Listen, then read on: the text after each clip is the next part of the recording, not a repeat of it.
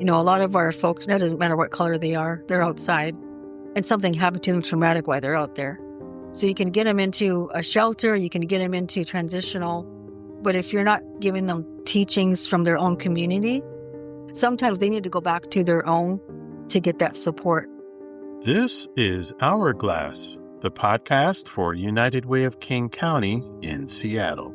Coming up, a conversation with Norine Hill, the founder and director of Mother Nation, a Seattle-based United Way supported organization that provides cultural healing services, housing support, and other resources for Indigenous women and families. We'll chat with Norine about Mother Nation's origins, its impact, and what she believes King County must do to address its housing crisis.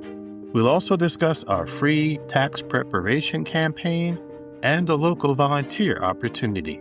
I'm your host, Joe Burris. Thanks for tuning in. 2026 marks 70 years since the United States government implemented the so-called Indian Relocation Act, a policy that legislators said would create opportunities for Indigenous people outside of reservations. The policy intended to lure Indigenous people from rural and tribal lands to urban areas like Seattle, Chicago, Denver, and Los Angeles by offering them vocational training, transportation, and housing assistance. Many Indigenous people took the nation up on the offers. Others, according to published reports, were coerced or even forced off reservations to urban areas. And as it has often been the case throughout the history of Indigenous people's relations with our federal government, the promises of opportunity scarcely materialized. Some Indigenous people found low-paying jobs at best. Others were denied housing. Many ended up unemployed and on the streets. A government program supposedly set up to assimilate Indigenous people into so-called mainstream society didn't stop them from becoming discriminated against or socially isolated. And because they were given one-way tickets to urban areas, many Indigenous people who came to the big cities could not afford to return home to communities and traditions they had been cut off from. Indigenous people today are still reeling from the effects of policies like the Relocation Act of 1956. Indigenous people comprise about 1.7% of King County's population. But according to Communities Count data, more than 43% of Indigenous people in King County live below the federal poverty level. That is the highest percentage of any racial or ethnic group and more than twice the county average. And according to the King County Regional Homelessness Authority, 6% of King County's homeless population is Indigenous. Locally and nationally, Indigenous women have had to help carve out senses of community in areas that were never set up for them to succeed, and often manifest the ills of poverty, generational trauma, and social isolation.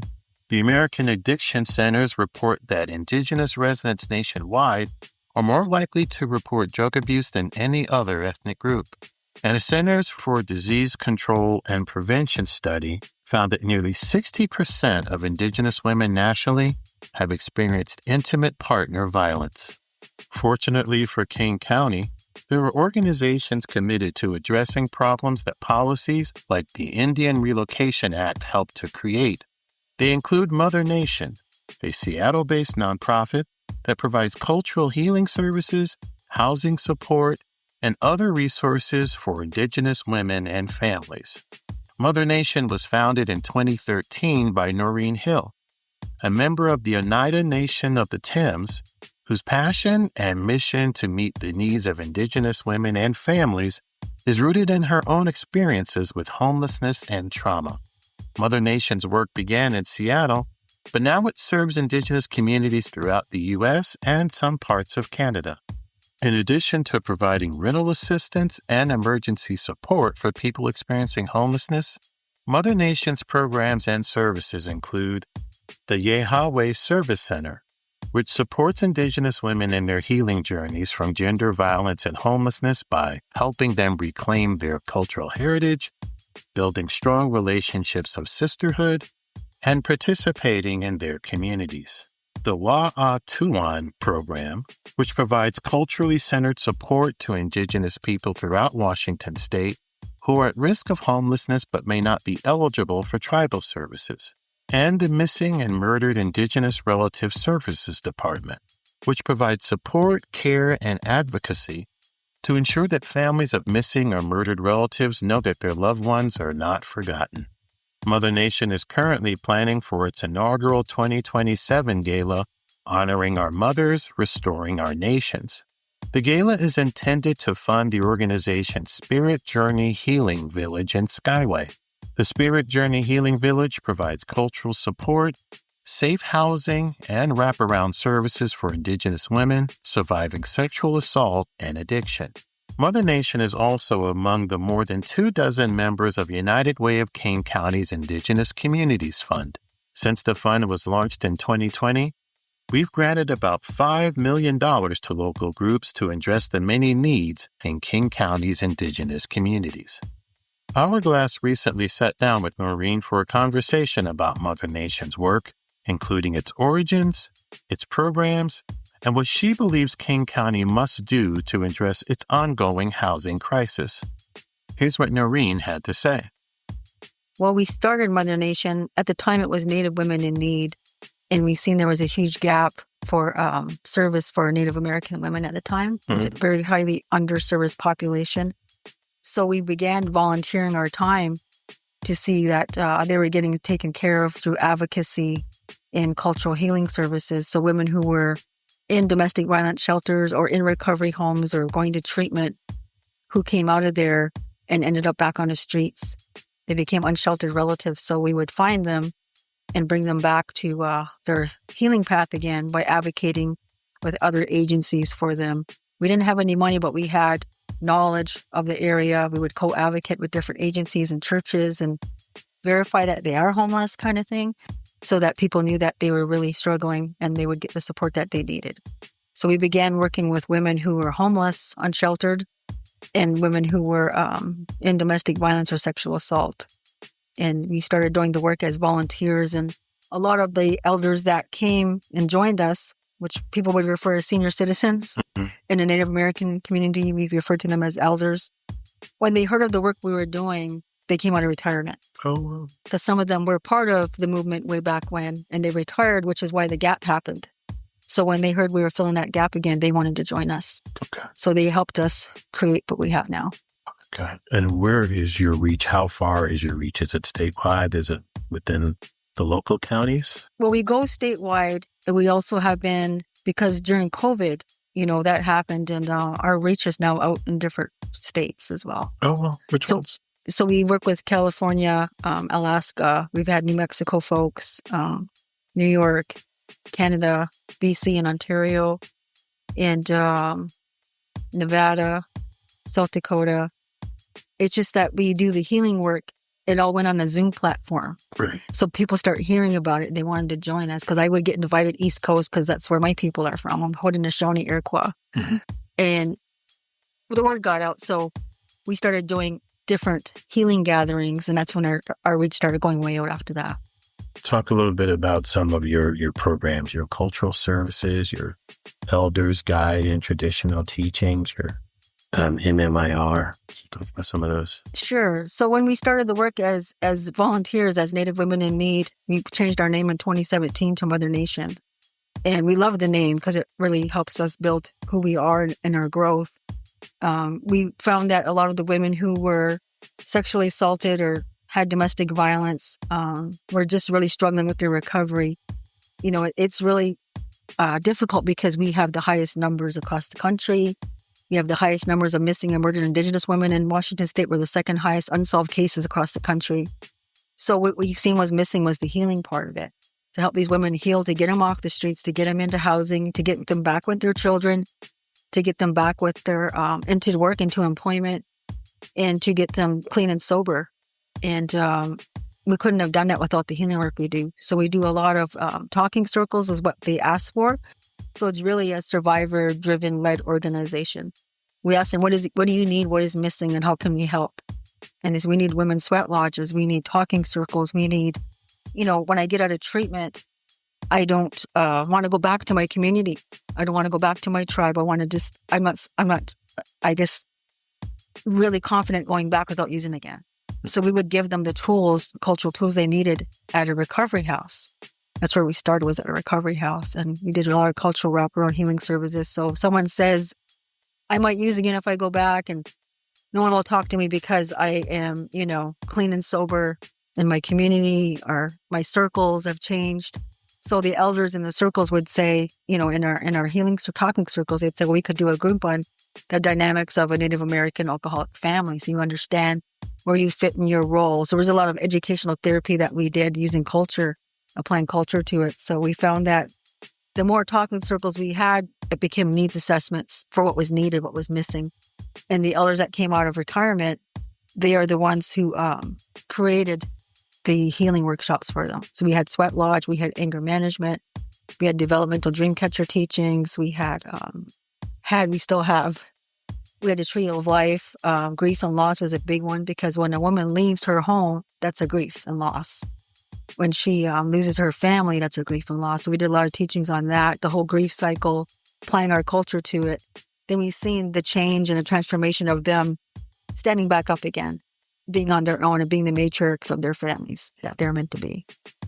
And in a given year, how many lives do you touch? How many women do you bring to your program? Our programs have healing groups now. So we do 5 healing groups a week. And those are the ones that go out from different regions of the U.S. And the elders do those healing groups. And it's not really a high number where we're trying to be like a corporate America production team. It's whoever's needed will come. So we do up to, I'd say, 300 to 400 a year. And then we have our Healing the Spirit gathering, which brings in another 200 people every year for that event. And just our outreach alone is a lot as well. Doing the outreach is a lot. And we get invited to different tribes to do healing workshops there as well. So not counting them as well. There's a lot of community meetings we do, community gatherings we do. I would say up to 500 a year for women. And then for our homeless population that the rental assistance work that we do, we get like 550 a year as well for them. Talk a little bit about your rental assistance work. So the rental assistance work is basically a grant we get from Seattle, City of Seattle. It's a wonderful grant. They're a great partner. And we get funding to help people who are really struggling and challenged in prevention of homelessness. Right. So we do rental assistance for the City of Seattle. The City of Seattle. Yeah. And then a lot of our gender-based violence grants, a lot of our women who are leaving their partners, they find that they have to relocate.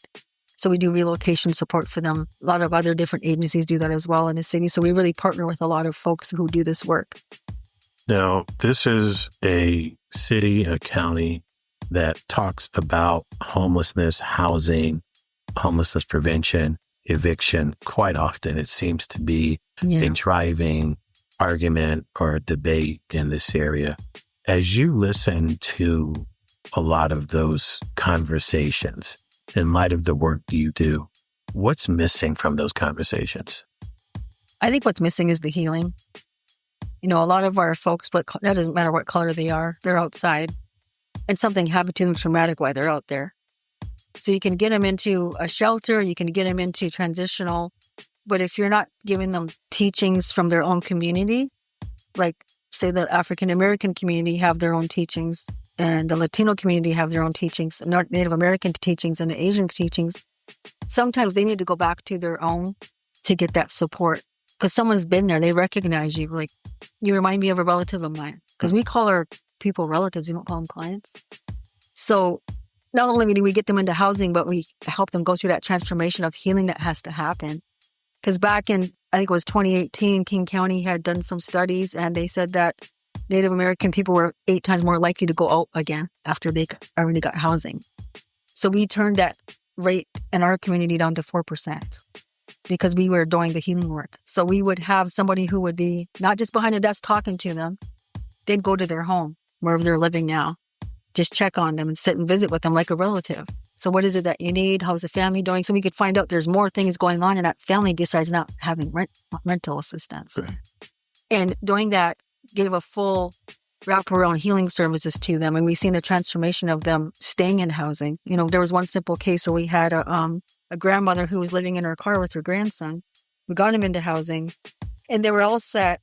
And we developed a rapport with them and a relationship with them. It took a minute to gain the trust again because the system took that trust away from our community. I'm sure from a lot of other communities as well. So what happened was she was checking in with her that one week, and she says, I can't do this anymore. She goes, what's going on? She goes, my grandson is getting teased at school because he has long hair and he has a braid. And I don't want him to go through what I went through. So we're going to just go back outside. I don't care. We're not going to do this. I'm not going to put him through what I went through. And she had re-traumatized her.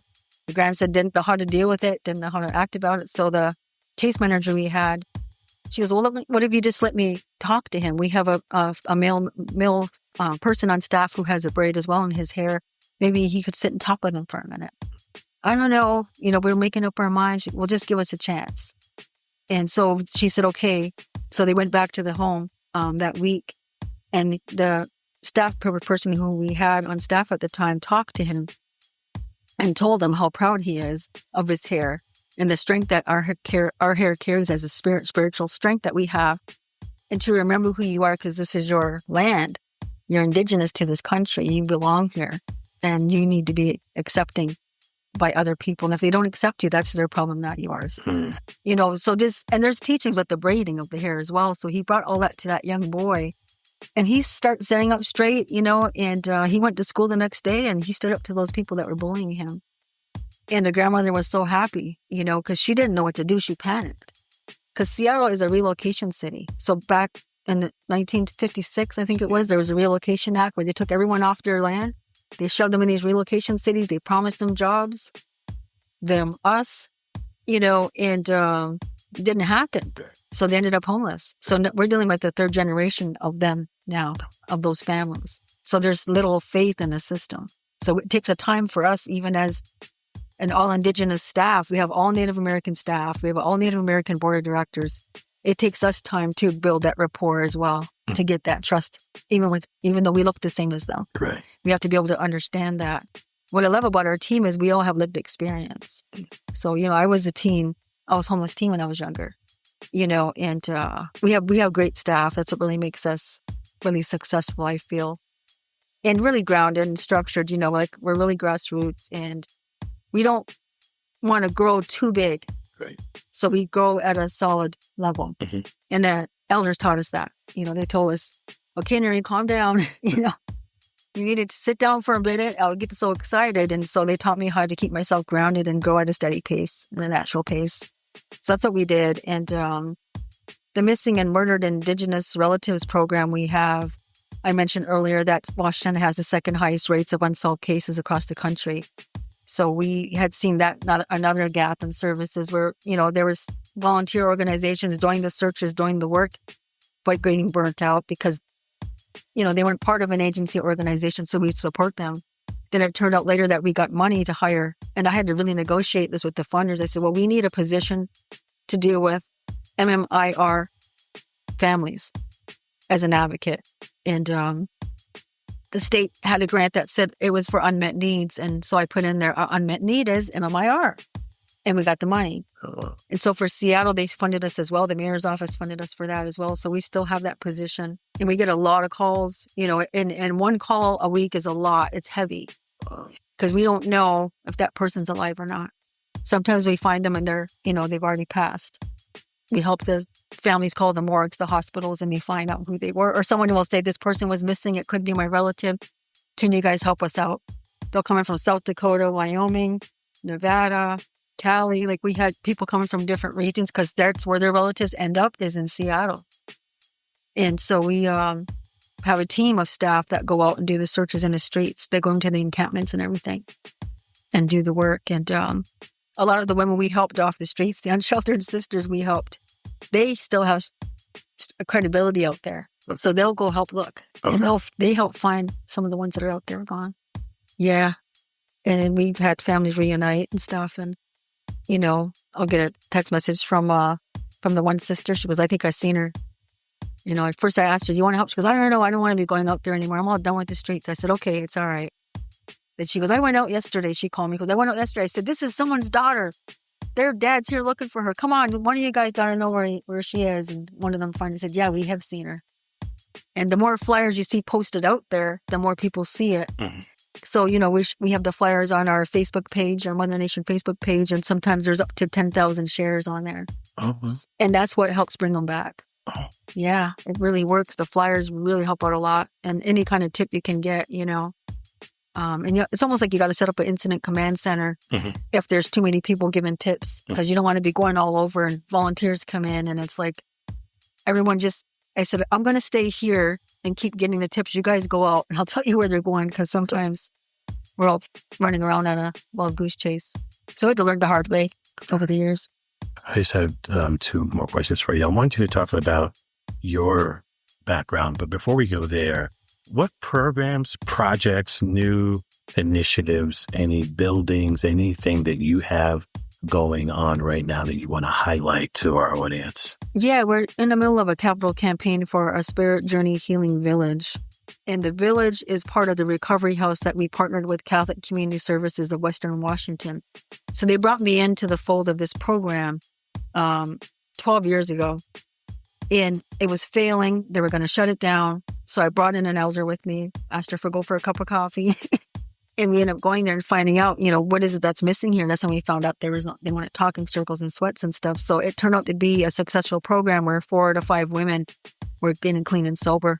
We're getting their lives back.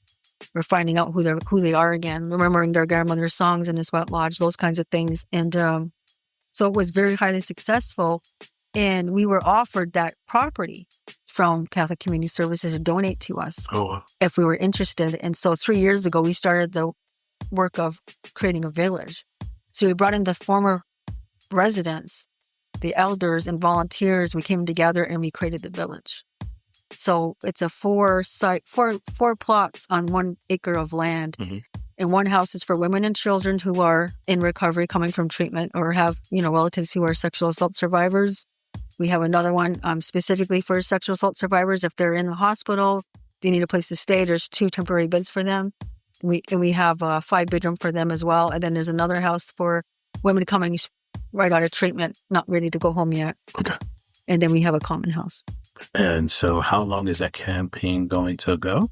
It's going until it's fully funded. Until it's fully funded. Yeah, we're halfway there now. And we're still looking for funding for the women and children. We actually had funding for the Women and Children's House from Governor Ferguson's budget. We got that last year in a time of really, challenging times. We were really blessed to get that funding that we did get from him. Patty Murray had funded us the year before that with 1.2, and Governor Ferguson gave us 3.5 million. And now we're searching for the other 2 houses to be fulfilled. Okay. Yeah, and we're coming close. We're a lot of the land is being developed and shovel ready. Okay, perfect. And then lastly, can you just give me a little bio view and how you got into this work?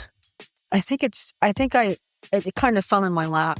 I didn't think I was going to be doing this kind of work. I mean, I've been an executive director, deputy director, program manager, for social service programs, but not direct service. So when this call came in for the Women's House to come in and help them out, I said, I'm just going to go check it out, see what they need, and I'm out. I wasn't going to stay there. I had no plans to stay there.